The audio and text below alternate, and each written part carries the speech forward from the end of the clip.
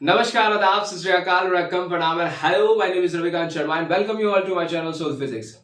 आज का जो वीडियो है it is dedicated to 12th graders और आज के वीडियो में we are going to start with a new topic and that topic is vectors form of Coulomb law. हाँ, it is a continuation part of my previous video. तो अगर आपने मेरे previous video को नहीं देखा है तो लिंक आपको बायो में मिल जाएगा, उस लिंक पे क्लिक कीजिए और पूरे वीडियोस को देख लीजिए। So without wasting a time, let's get started. Vectors form of Coulomb's law.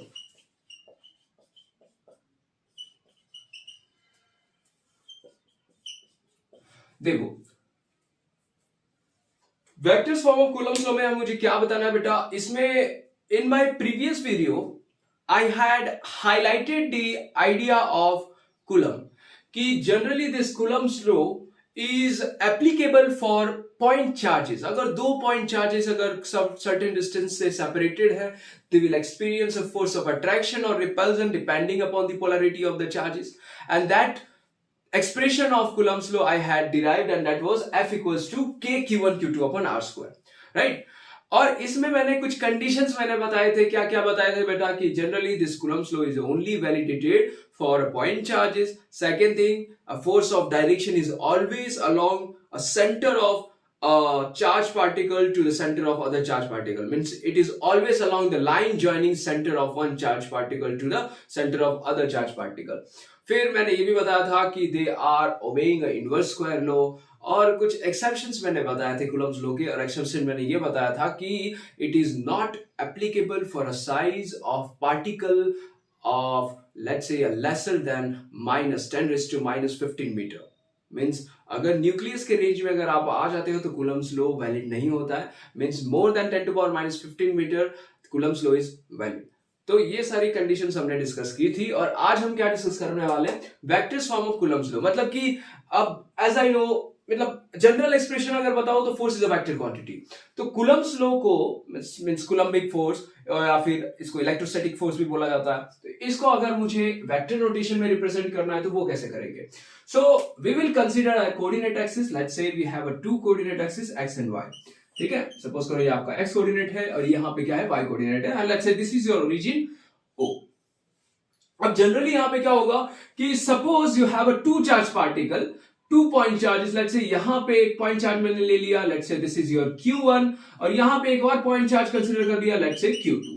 ठीक है बेटा, अब यहां से ओरिजिन से Q1 का जो लोकेशन है that is represent in the terms of vector that is called position vector. So the position vector of this Q1 charge from origin is represented by let's say let's say R1 with vector sign. ठीक है, R1 क्या represent कर रहा है बेटा? This is the position vector from origin to a location of this charge. Let's say the location of this charge is at A point. तो OA is distance is represented by position vector R1. चलो अब मान लो कि यहां पे दूसरा charge है Q2 which is located at point let's say B, and the location from the origin is let's say R2. This is again by position vector, है ना बेटा? अब मैं क्या बता रहा हूं कि because consider that this point charge are having a same polarity.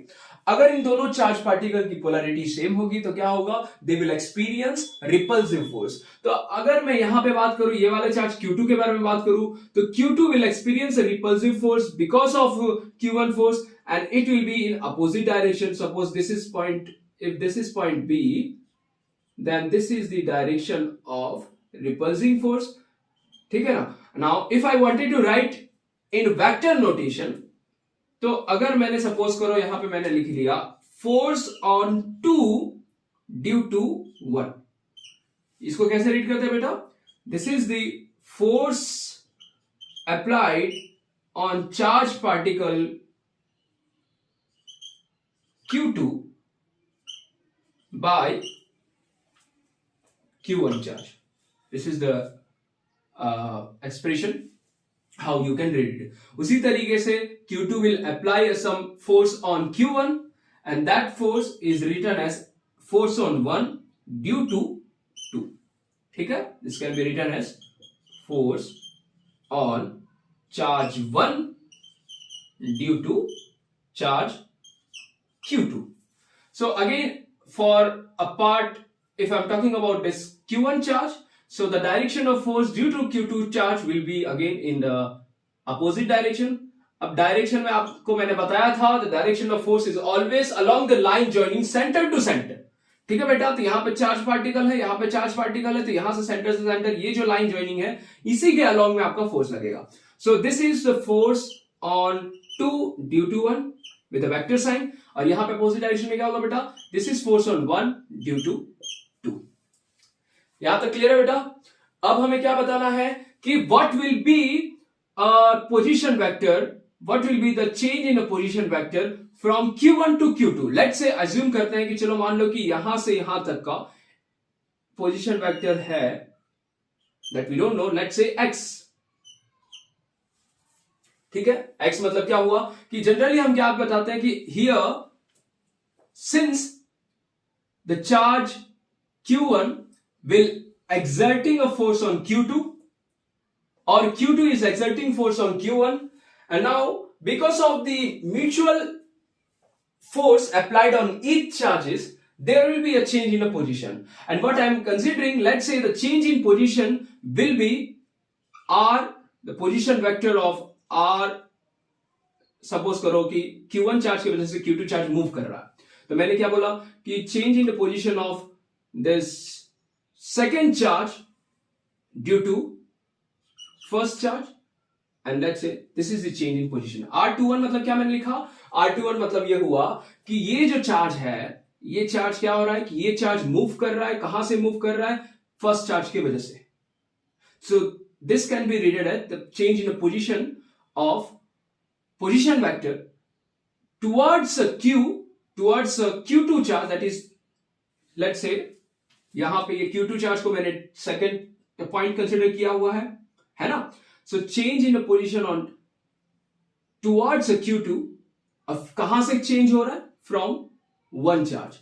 So R21,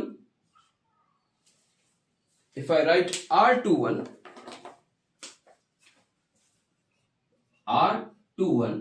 तो इसका मतलब क्या हुआ, there is a change in a position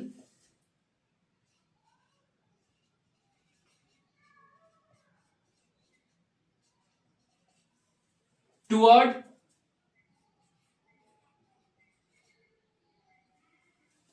Q2, या फिर जो सेकेंड पॉइंट है वो वाला, change in a position toward 2 from 1.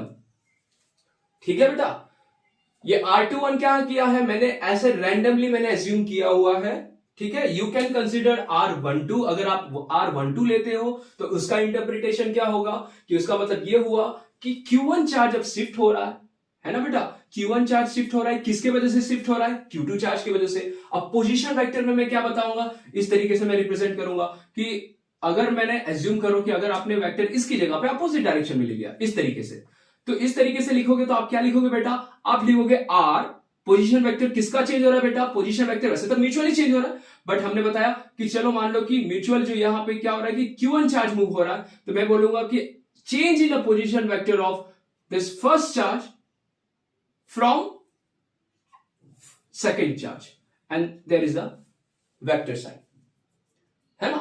तो ये वेक्टर्स रिप्रेजेंटेशन क्या बता रहा है कि आपको एक आइडिया बता देगा कि बेसिकली जो आपका जो पोजीशन चेंज हो रहा है कोई भी, जो डायग्राम में दिखा रहा है, यहां पे पोजीशन कहां पे चेंज हो रहा है, यहां पे पोजीशन हो रहा है Q2 के टाइप, Q2 के साइड पे चेंज हो रहा है. ठीक है बेटा, तो यहां पे Q2 के साइड पे चेंज हो रहा है, कहां से चेंज हो रहा है, Q1 साइड से चेंज हो रहा है. तो you are representing it as a R21, means there is a change in a position toward 2 from 1.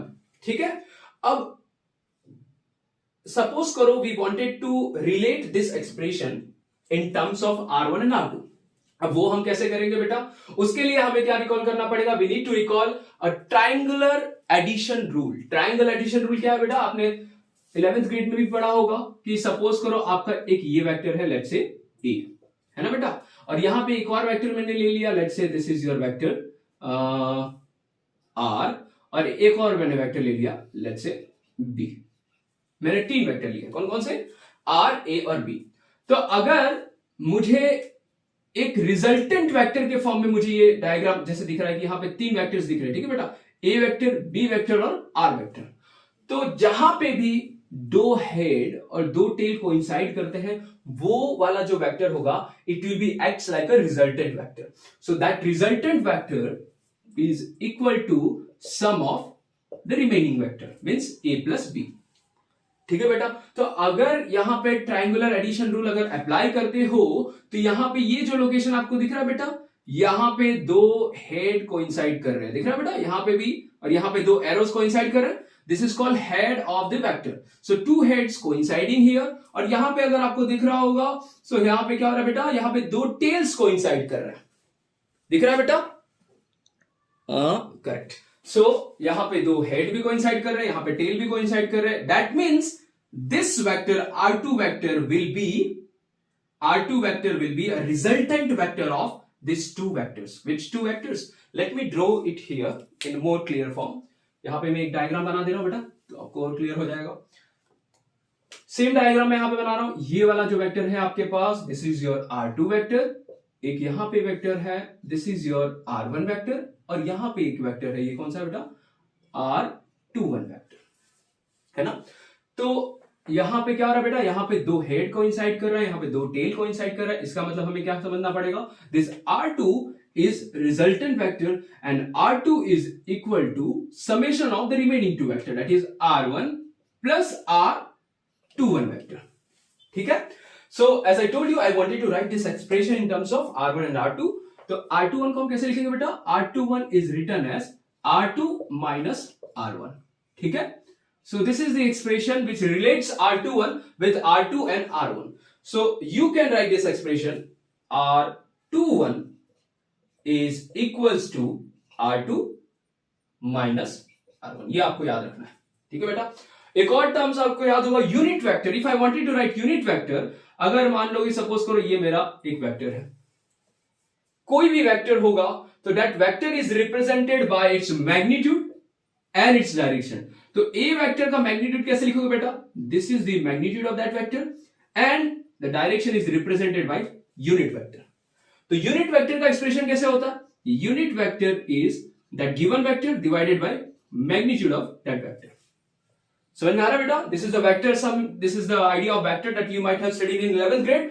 ठीक है, 11th में ही आपको ये वेक्टर का बेसिक नॉलेज क्लियर करा दिया जाता है। सो बेसिकली ये यूनिट वेक्टर का एक्सप्रेशन है vector A by magnitude of A. तो अगर मुझे R21 को यूनिट वेक्टर के फॉर्म में लिखना है, सपोज करो you wanted to write this part in terms of unit vector, R21 can be written, यहां पे देखो बेटा, इसको रिलेट करो, R21 means it can be acts like a A vector which is equal to vector A, means we need to write vector of R21, this is R21 vector divided by magnitude of IA, which means you have to write the magnitude of R21। बस हो गया, this is the expression of unit vector for R21।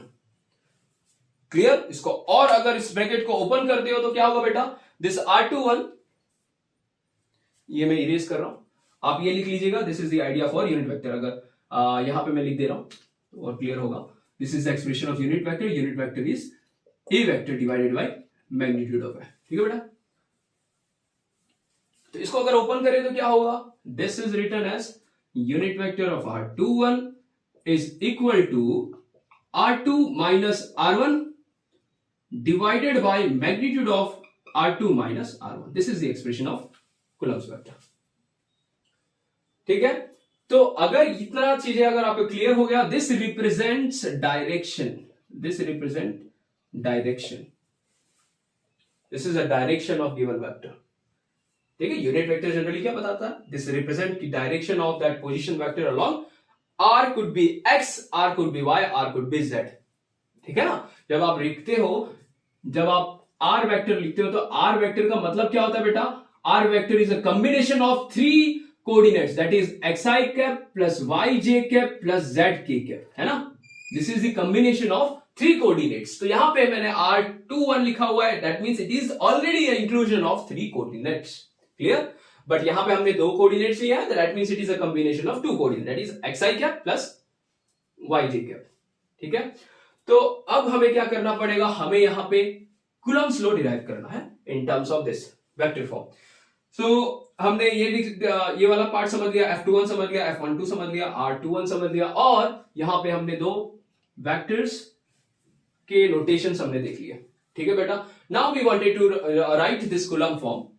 Let's say we know that Coulomb's force is written as F is equal to K Q1 Q2 upon R square. This is the general expression of Coulomb's law. Now we wanted to write this expression in terms of vector. तो अब vectors में मैं क्या करूंगा, सबसे पहले यहां पे मैं I wanted to write the expression in terms of F21. So I will write here F21 is equal to, यहां पे मैंने वेक्टर ऐड किया, is equal to K. K की वैल्यू क्या होती है बेटा, 1/4 pi epsilon h. ठीक है. So all you can write as it is K. Charge यहां पे कौन सा बेटा, Q1 Q2. This is your Q1 Q2 divided by, अब यहां पे देखो R square. R square की जगह पे यहां पे इन दोनों के बीच में डिस्टेंस कितना है बेटा, this is R21 vector. So you have to write here magnitude of R21 whole square. This is the expression of distance between the two charges taken from center of one charge to the center of another charge. And now the force is a unit vector. यहाँ पे तो ये क्या हुआ, ये quantity मुझे magnitude दिखा रही है. But where is the direction? Direction is given by a unit vector, and that is R21. This. आ रहा है बेटा समझ में? F21 is equal to K Q1 Q2 by R21 vector यहां पे मैंने लिया, बिकॉज यहां पे क्या है बेटा, magnitude they are asking. Magnitude हमेशा कैसे रहते हैं, मोड में लिखा जाता है, and this is the direction of that given vector. तो अगर इसको और ओपन करने की कोशिश करोगे तो क्या लिखना है बेटा, यहां पे you can simply write F21 is equal to K Q1 Q2 divided by under D mode this R21 को यहां पे आप लिख सकते हो R2 minus R1. The same thing you can substitute it here. और यहां पे ये जो यूनिट वेक्टर है बेटा, उस यूनिट वेक्टर में ये वैल्यूज आप सब्स्टिट्यूट कर सकते हो, ये वाली वेक्टर. तो अगर आप ये वैल्यूज अगर सारे सब्स्टिट्यूट करते हो, तो अगर मैं यहां पे लिखने की कोशिश करूं, so let me write it here. By substituting the value of R21 and R21 unit vector, you will get F21 is equal to K Q1 Q2 by R21 की जगह पे क्या होगा बेटा, mode of R2 minus R1 whole square into R21 unit vector है, so that is R2 minus R1, this is the vector of that given sign, divided by magnitude of R2 minus R1. So this can be written as F of 21 is equal to K Q1 Q2 in bracket R2 minus R1 divided by R2 minus R1 का whole cube. So this is the general expression of force in vector form. I hope इतना clear होगा बेटा, clear दिख रहा है इसमें, हाँ clear आ रहा है, good. So this is the expression. Right. So similarly एक और चीज मैंने बताया होगा, एक चीज प्रीवियस लेक्चर में हमने मिस कर दिया था, एंड दैट इज यहां पे जो भी मैग्नीट्यूड F21 का होगा, जो भी फोर्स यहां पे F21 फोर्स फिल करेगा, the same amount of force will be feel by a Q1 charge, right. Whatever the force experienced by a Q2 charge will be same as the force experienced by a Q1 charge, but in opposite direction. तो अगर दो force का magnitude same है लेकिन direction अगर opposite होता है, so that means they are obeying Newton's third law. Newton's third law क्या होता है बेटा? Newton's third law states that action and reaction are equal and opposite. तो यहां पे क्या हो रहा है बेटा, दोनों का फोर्स इक्वल है but they are exerting in opposite direction. So that means with the help of this diagram you can simply state this condition that the force experienced by a charge 2 is equal to minus of the force experienced by a first charge due to second charge, right? So the magnitude will be same but the direction are opposite. तो यहां पे जो मैंने expression यहां पे लिखा ना बेटा F21 इज इक्वल टू के Q1 Q2 by R2 minus R1 का होल क्यूब, ये वाला एक्सप्रेशन को you can write in terms of F12 also. So you can write F12, जो भी F21 है उसको आप जस्ट वैल्यू सब्स्टिट्यूट कर दो, और वैल्यू सब्स्टिट्यूट करोगे तो यहां पे क्या आएगा, F12 can be also written as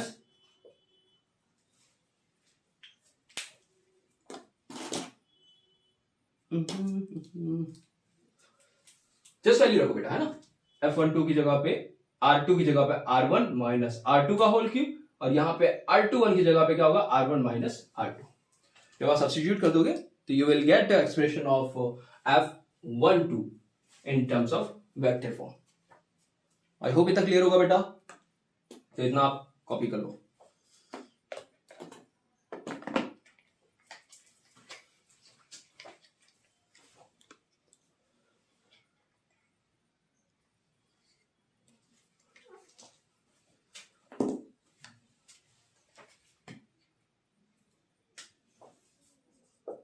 ये जो है ना मैंने लिखा था F12 can be written as के Q1 Q2 बाई, यहां पे क्या लिखना बेटा,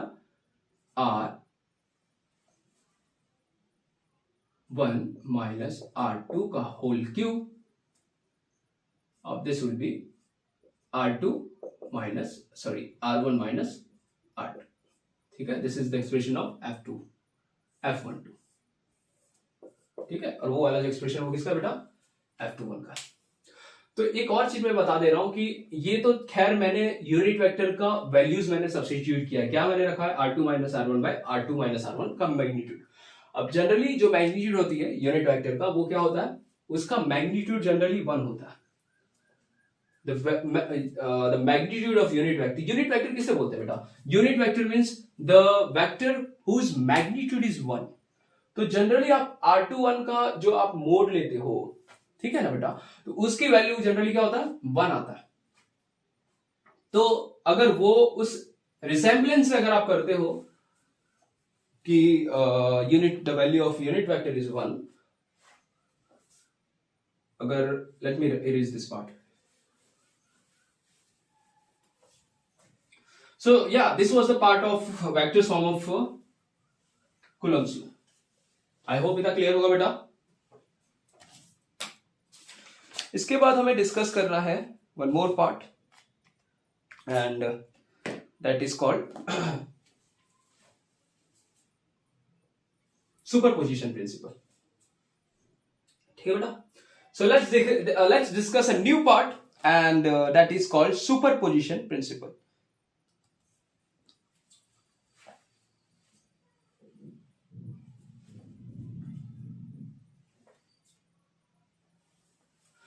कोई कोई बुक में यहाँ पे ये वाला पार्ट जो दिख रहा है ना, ये डिनोमिनेटर वाला पार्ट है, R2 माइनस R1 वो दिया नहीं है, उसकी जगह पे डायरेक्टली R ले लिया हुआ है। R ले लिया मतलब कि आपके कोई मेजॉरिटी ऑफ बुक्स में क्या हुआ होगा कि F21 जैसे मैंने लिखा है, F21 का मैग्नीट्यूड मैंने क्या बताया, is equal to minus of magnitude of F12, ये बताया मैंने। तो जनरली यहाँ पे जो डिस्टेंस जो था वो उसकी जगह पे क्या लिया, जो मैंने लिखा था R12 का magnitude which is equal to R12 का मैग्नीट्यूड, और लेट्स से वैल्यू कितना है, R। अगर उसकी वैल्यू R होगी तो जनरली लिखेंगे क्या इसकी बेटा कि F21 इज इक्वल टू के Q1 Q2 बाई, यहां पे मैंने क्या लिखा था R21, जैसे यहाँ पे 21 है, 21 का क्या लिखा था, 21 का स्क्वायर इंटू R21 का यूनिट वेक्टर, इस तरीके से लिखा था ना बेटा। तो ये वैल्यू क्या हुई, ये वैल्यू हो गई R, तो आया क्या K Q1 Q2 by R square R21। ठीक है, सो कोई कोई बुक में F21 को इस तरीके से डिराइव किया हुआ है, इस तरीके से भी आप डिराइव करते हो, that will be also works, उसमें कोई बुराई नहीं है। ठीक है, ये भी सही है, और ये भी, ये वाला अगर डिराइव करते हो तो ये भी सही है, दोनों में कोई प्रॉब्लम नहीं है। और यहाँ पे अगर उसी तरीके से F12 अगर आपको लिखना है, F12 होगा K Q1 Q2 by again R12 whole square, vector यहाँ पे बोलना मत भूलिएगा, एंड R12 का यूनिट वेक्टर। तो अगेन यहाँ पे मैंने बताया यहाँ पे एक्सप्रेशन क्या है, R है, तो this will be F12 is equal to, यहाँ पे क्या आएगा K Q1 Q2 bye R square R12। है ना बेटा। अब ये 1 2 को अगर मेरे को 2n के फॉर्म में लिखना है तो इसका मतलब क्या होगा, इसको फ्लिप करना पड़ेगा इसके वेक्टर को। So this is equal to k q1 q2 by R square minus of r21, इसको इस तरीके से लिखते हैं, ठीक है, minus of r21 is equal to f12। तो यहां पे ये जो पार्ट है ये क्या बन गया बेटा, ये वाला एक्सप्रेशन इसकी तरह मैच हो गया। So this will be written as f12 is equal to minus of f21, यहां पे भी ये प्रूफ हो जाता है, ठीक है। So there are many ways to solve this Newton's law. I mean, how would you prove that Coulomb's law are obeying Newton's laws of motion? So these are the basic way to solve it. ठीक है? So we have studied two factors. We have studied the basic rules of representing this Coulomb's law in the terms of vector form, right? Now we are going to discuss another parameter, and that parameter is called superposition principle. चलो तो अब superposition principle समझ लेते हैं। superposition principle में क्या speciality होती है? superposition में कुछ नहीं है। superposition में ऐसा होता है कि अगर सपोज करो मेरे पास एक चार्ज है, यहां पे मैंने एक चार्ज बनाया है Q, है ना। अब उसके आसपास n नंबर ऑफ चार्ज है, जैसे मान लो Q1 है, यहाँ पे Q2 चार्ज है, यहाँ पे Q3 चार्ज है, सपोज करो ऐसे n नंबर ऑफ चार्जेस है अप टू Qn चार्ज, है ना बेटा। अगर मैं आपसे ये पूछूं कि अगर सिर्फ Q और Q2 चार्ज के बीच में अगर फोर्स अगर लग रहा है, ठीक है, so how much force they will be experiences, या फिर Q1 का पॉइंट चार्ज अगर Q है, this is your point charge, तो यहां पे फोर्स कितना लगेगा, let's say they are experience a force of F1।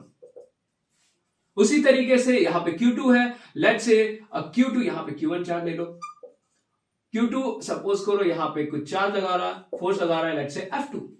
उसी तरीके से Q3 है, Q3 भी एक फोर्स लगा रहा है, लेट्स से F3। उसी तरीके से बहुत सारे चार्जेस होंगे, सबका एक फोर्स लगा रहा होगा, लेट्स से Fn। तो जनरली अगर आप देख रहे होगे कि ये जो सेंटर पे जो पॉइंट चार्ज है, this point charge is experiencing a force due to rest of the charges Q1 Q2 Q3 Q4 Q5 up to Qn charges, they all are exerting a force on Q।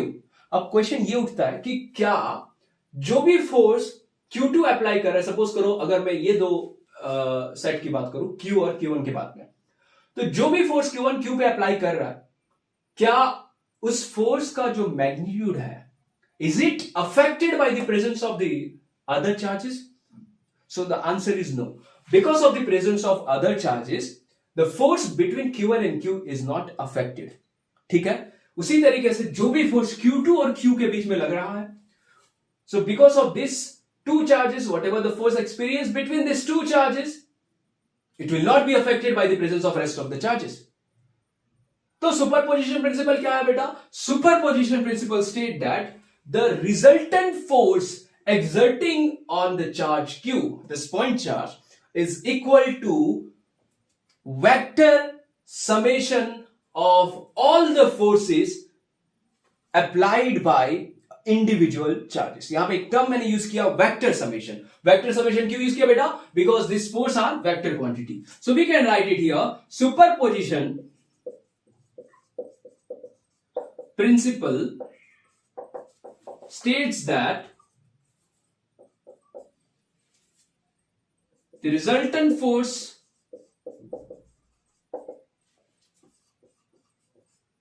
acts on a point charge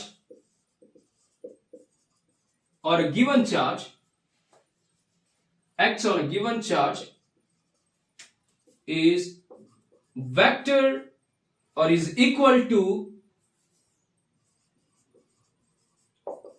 vector summation of force, vector summation of forces applied by individual charge। ठीक है बेटा, this is the principal. और अगर मुझे mathematically लिखना है, let's से F is my resultant force, this is Fr which is equal to F1 plus F2 plus F3 up to Fn। ठीक है बेटा, so this is the expression of superposition principle। Fr is equal to F1, F2, F3. These are the vector addition of all the forces applied by the individual charges. I hope इतना समझ में आ गया होगा बेटा. बस इतना ही है superposition principle में. और अगर आपको इसे समेशन के फॉर्म में अगर इसे डिराइव करना है तो समेशन के फॉर्म में भी आप डिराइव कर सकते हो, इसमें कोई प्रॉब्लम नहीं है. जैसे आपको क्या करना पड़ेगा, चलो मैं यहाँ पे डिराइव कर ही देता हूँ. जनरली होता भी है, प्रॉब्लम्स आती भी है.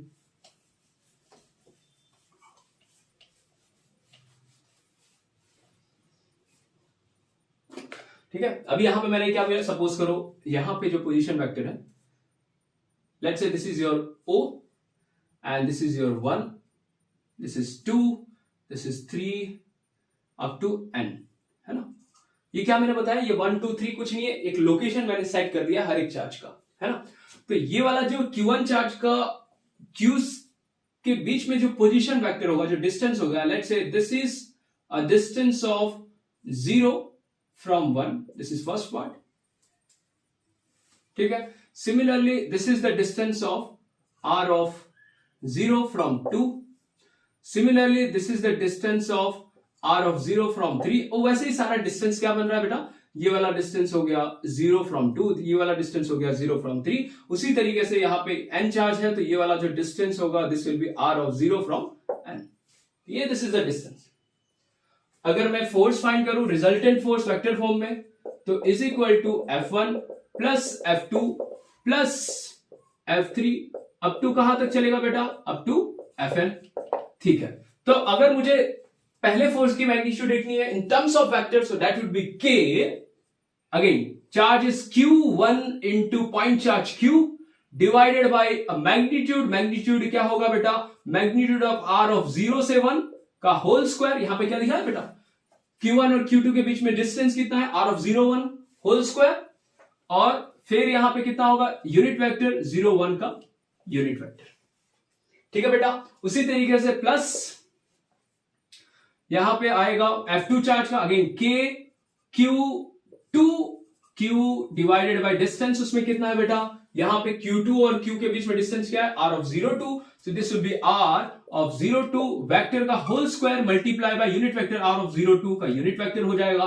Similarly you will have to do K Q3 Q by r of 0 3 whole square unit vector 0 3 up to कहां तक चलना है बेटा, अप टू n चार्ज तक. n चार्ज तक कैसा होगा, K Q n Q by again same चीज होगा, यहां पे मैं बता ही दे रहा हूं, plus K Qn Q by r of 0 n whole square by r of 0 n. Unit vector, this is unit vector, है ना.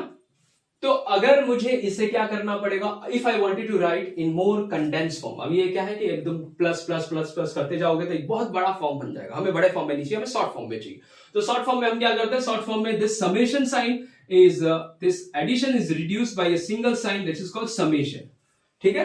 अब समेशन का मतलब क्या हुआ कि ये जो जितने भी मैंने प्लस वेक्टर्स किए हैं, ये प्लस वेक्टर को मैं शॉर्टकट फॉर्म में भी लिख सकता हूं. इसको मैं इस तरीके से भी लिख सकता हूं, Fr, इसको मैं शॉर्ट फॉर्म में कैसे लिखेंगे, Fr is equal to summation of i equals to 1 से n Fi. समझ में आ रहा बेटा, i इक्वल्स टू 1 से n Fi. ये क्या है, this is the shortest form of above mention expression F1 plus F2 plus F3. तो अगर देखो ये i यहां पे लिखा है मैंने, i इक्वल्स टू 1 मतलब क्या होगा, पहले आपको i की वैल्यू 1 रखनी है, यहां पे Fi है, Fi i की जगह 1 रखो, फिर समेशन, फिर दूसरा नंबर कौन सा है 2, फिर समेशन, फिर 3. कहां तक जाना है, ये जो अपर लिमिट दिख रहा है n, वहां तक जाना. So lower limit to upper limit, that gives us the idea that you have to add all the forces starting from 1 to n. उसी तरीके से यहां पे भी वही चीज मुझे करना है, it will be starting from i equals to 1 to n, और जो कांस्टेंट है वो बाहर निकल जाएगा. K Q is constant, so it will be outside. K Q is constant, it will be outside. यहां पे हो जाएगा Q I r of 0 I unit vector divided by r of 0 I square. लो हो गया. अब ये मुझे क्या मिला, this is the general expression of force in terms of unit vector. ठीक है. अब यहां पे आप ये कंफ्यूज मत होना, ठीक है. बुक में यहां पे मैंने क्या एज्यूम किया हुआ है, यहां पे एज्यूम किया कि चार्ज सेंटर पे है, सेंटर का लोकेशन O है. या फिर जीरो है, जीरो से यहाँ पे चार्ज का हर एक पार्टिकल का मैंने पोजीशन A1 2 3 4 मैंने दिया हुआ है। आप चाहो तो आप A B C के टर्म्स में भी निकाल सकते हो, यहाँ पे जो टर्म है वो थोड़ा बहुत चेंज हो जाएगा, ठीक है। सेंटर में O A O B O C आप कुछ भी निकाल सकते हो, बट लिमिट यहाँ पे क्या होगा, I equals to A to Z, ठीक है।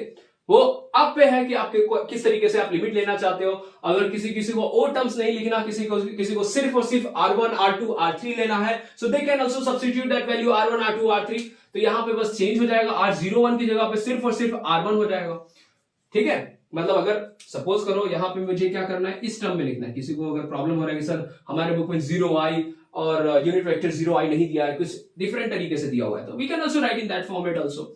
सपोज यहाँ पे Q चार्ज है, अब यहाँ पे Q1 चार्ज है, यहाँ पे Q2 चार्ज। सपोज करो मैं सिर्फ 3 चार्ज को लेके मैं एग्जांपल दे रहा हूं, बाकी आप n चार्ज आप खुद डिराइव कर पाओगे, this will be your homework. अगर सपोज करो मैंने यहाँ पे Q1 Q3 चार्ज लिया है, ठीक है बेटा, Q1 Q2 और Q3। यहाँ पे मैंने पोजीशन ले लिया R1, this will B R2, this is Q2 charge. Suppose करो ये आपका Q2 चार्ज है, दिस इज योर R2, और यहाँ पे Q3 चार्ज है and this position vector is R3, है ना बेटा।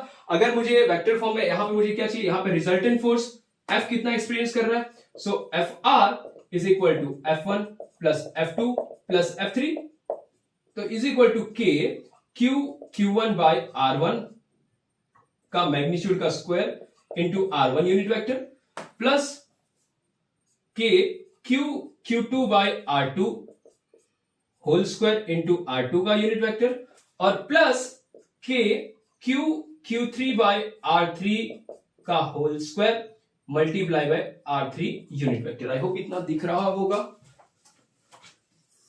हाँ इतना दिख रहा है, क्लियर। सो अभी ये वाला जो पार्ट है इसको मुझे शॉर्ट फॉर्म में लिखना है। इसको शॉर्ट फॉर्म में कैसे लिखेंगे बेटा, this will B sigma.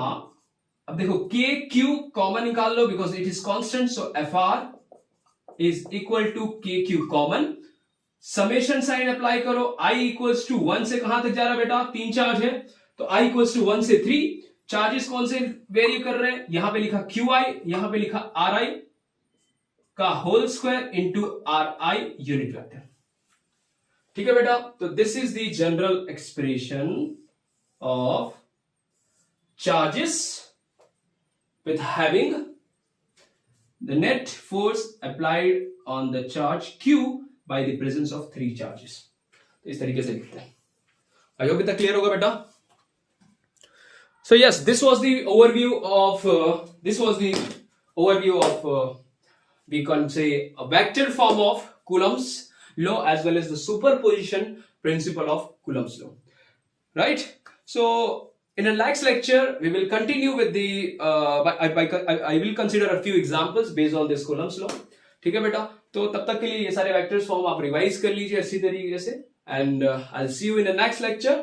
In the next lecture, I will take examples of NCERT जिसमें Coulomb's law के छोटे-छोटे और बहुत कॉमन एग्जांपल्स दिए हैं। इसमें से एक एग्जांपल मैं दे रहा हूं और शायद उससे आपको पता चल जाएगा कि ग्रेविटेशनल फोर्स और Coulomb's फोर्स में डिफरेंस कितना है। मतलब कि बोला जाता है कि electrostatic force is more powerful as compare to the gravitational force. Generally अगर ये एक्सप्रेशन अगर बात करो, F equals to K Q1 Q2 upon R square अगर लेता हूं, यहाँ पे F is equal to G M1 M2 upon R square. This is the gravitation, this is the expression of gravitational force and this is the expression of electrostatic force. अब यहाँ पे इन दोनों में अगर आप कंपेयर करोगे तो you will realize that this force is directly proportional to charge and this force gravitational force is directly proportional to the product of the masses. अब यहाँ पे चीज क्या है कि the comparison between gravitational force and let's say this is your Fe electrostatic force and this is Fg, this is your gravitational force.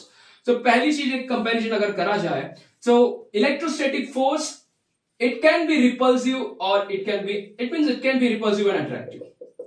क्यों? Because यहाँ पे चार्जेस की पोलैरिटी क्या होती है बेटा, चार्ज कैन बी सेम, अगर सेम होगा तो रिपल करेगा, अदरवाइज क्या करेगा बेटा, they will attract. So it has a dual nature, positive attractive nature as well as repulsive nature. Gravitational force तो हमेशा अट्रैक्ट करता है बेटा, है ना। अब कभी ऐसा तो नहीं हुआ कि आप अर्थ पे चल रहे हो और अचानक आप उड़ने लगे, ऐसा तो नहीं होगा ना, बिकॉज आपके पास भी मास है और अर्थ के पास भी मास है, तो they are always attractive in nature, so that means it is attractive in nature. अब दूसरा चीज क्या हो रहा है बेटा, कि they are obeying the inverse square law, ये दोनों में कॉमन है, they are obeying inverse square law, they obey this inverse square law, इसमें भी सेम है, यस दे ओबे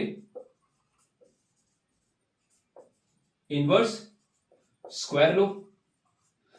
दूसरा, they are central forces, they are central as well as conservative force, याद रखना, they are central as well as conservative force. So this both thing are they are central and conservative force, this all are the example of conservative forces. तो ये सारी चीजें बहुत काम आती हैं। So this is also central and conservative force. Central का मतलब क्या हुआ बेटा? सेंट्रल का मतलब ये हुआ कि direction of forces between the charge particle is always taken from centre of one charge to the centre of other charge. उसी तरीके से दो बॉडीज है, अगर दो बॉडीज के बीच में मास है, so force of attraction will be always along the line joining from centre to centre. ठीक है बेटा। अब देखो, अब मैं आपको एक जनरल चीज में पूछ रहा हूं कि सपोज करो हमारे पास एक चार्ज है, चार्ज कितना है? सपोज करो Q1 इक्वल्स टू Q2 को मैंने ले लिया 1 कूलम, और they are separated by a distance of let's say 2 metre.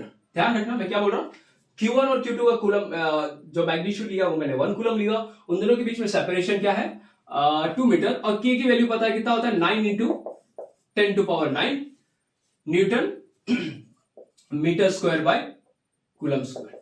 ठीक है बेटा। So this is the values we have given, and if I ask you what will be the electrostatic force for this cases, so F E is equal to क्या होगा? आप value substitute करोगे, 9 into 10 to power 9 into 2, ये value रखो यहाँ पे, 9 into 10 to power 9 into ये हो गया 1 coulomb into 1 coulomb, that is 1 square, divided bye यहाँ पे क्या होगा? 2 का square.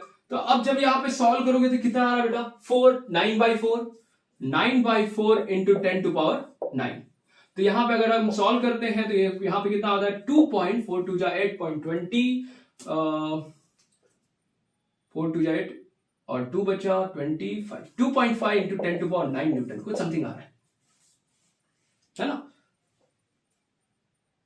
2.25, correct. So 2.25 into 10 to power 9, ये जो वैल्यू है ये किसकी वैल्यू है बेटा? This is the repulsive force की वैल्यू है, कितनी? 2.25। उसी तरीके से अगर मैं आपसे पूछूं कि इस बार आपको क्या करना पड़ेगा, आपको एक मैंने डेटा दिया हुआ है, m1 is equal to 1 kg, m2 is equal to 1 kg, और सेपरेशन सेम है, r की वैल्यू हो गई 2 मीटर और g की वैल्यू आपको पता ही होगा 6.67 into 10 to power minus 11 newton metre square by kg minus 2। ठीक है, this is the expression of, this is the given data for gravitational force. तो अगर यहां पे मैं Fg की वैल्यू कैलकुलेट करूं, Fg की वैल्यू कितनी होती है बेटा? Fg is equal to 6.67 into 10 to power minus 11। चलो वैल्यू हम सब्स्टिट्यूट कर देते हैं, 6.67 into 10 to power minus 11 into m1 m2 का whole square, that is 1 square divided by 4। अब इसको आप सॉल्व करोगे बेटा, कितना आएगा? 6.67 को 4 से डिवाइड करो तो आपको वैल्यूज मिल रही है 1.67। तो यहां पे ये वैल्यू कितनी मिल रही है? Fg is equal to 1.67 into 10 to power minus 11 newton. अब देखो यहां पे ये दोनों फोर्स की मैग्नीट्यूड पे थोड़ा ध्यान दो। मेन चीज मुझे यहां पे ये समझाना था कि we are comparing the relation between, we are comparing the strength of electrostatic force and gravitational force. So here if you are taking two charges of the magnitude 1 coulomb and separated by a 2 meter, they will experiencing a repulsive force of how much? 2.25 into 10 to power 9 Newton, ये 10 to power 9 Newton, जो कि बहुत ज्यादा है। और उसी तरीके से सेम सेपरेशन पे अगर आप दो बॉडीज को रख देते हो, सपोज करो दोनों बॉडी का मास 1 kg लेके चलते हो, तो they are experiencing a gravitational force as small as 10 to power 11 times. तो आपको दिख रहा होगा कि सेपरेशन दोनों बॉडीज का सेम है। एक दोनों बॉडीज में कितना सेपरेशन रखा है? 2 मीटर से रखा हुआ है। फर्स्ट बॉडी में 2 मीटर, चार्जेस हमने 1 कूलम लिखा, मास हमने 1 kg लिखा, लेकिन सेपरेशन दोनों का सेम है। लेकिन दोनों में रिलेटिव स्ट्रेंथ आप देख पा रहे हो कि इलेक्ट्रोस्टैटिक फोर्स कितना है? 10 टू पावर 9 टाइम्स है, और यहां पे ग्रेविटेशनल फोर्स कितना है? 10 टू पावर माइनस 11 टाइम्स छोटा। तो ये दोनों में डिफरेंस है। So that's why we are considering that electrostatic force is the strongest force. Nuclear force यहाँ पे इंक्लूड नहीं कर रहा हूं, यहाँ पे मैं सिर्फ दो फोर्स में बता रहा हूं। कौन सा? ग्रेविटेशनल और electrostatic force. So gravitational force is considered as the weakest force, but it is a long range force, ये याद रखना। यही चीज यहाँ पे इन दोनों को सेपरेट करती है कि like this is the long range force. Obviously electrostatic force और ग्रेविटेशनल फोर्स में क्या डिफरेंस होगा, this is the weakest force and this is the strongest force in दोनों के कंपेयर में। हाँ, अगर 4 फंडामेंटल फोर्सेस अगर लेते हो then obviously nuclear strong nuclear force is the strongest force, but वो शॉर्ट रेंज होती है। यहाँ पे ये शॉर्ट रेंज नहीं है, they are the long range forces, right. तो इतना ही चीज हमें डिस्कस करना था आज के लिए, और बाकी कुछ न्यूमेरिकल्स बचे होंगे, we will be cover in the next lectures. तो तब तक के लिए चीजों को जितना भी जो भी चीजें आज मैंने पढ़ाया उसको रिवाइज कर लीजिए आप। मैं एक्सपेक्ट करता हूं कि आप साथ में नोट्स भी आपने रखा ही होगा, इन चीजों को जो भी डिराइव करवा रहा हूं वहां पे आप साथ में पैरेलली आप उस चीजों को लिख भी रहे होंगे, और जो भी प्रीवियस वीडियोस में मैंने कराया होगा, I hope you also have preserve that notes. So you just continue with your study, ये चीजों को रिवाइज करो, और जहां पे भी अगर कोई भी इन टॉपिक्स में अगर कोई भी डाउट्स लग रहे हैं तो you guys can comment, and तब तक के लिए we will see you in next lecture, right. Next lecture में I am going to continue with the numericals of Coulomb's law, and like करो, शेयर करो एंड सब्सक्राइब करो। Thank you so much.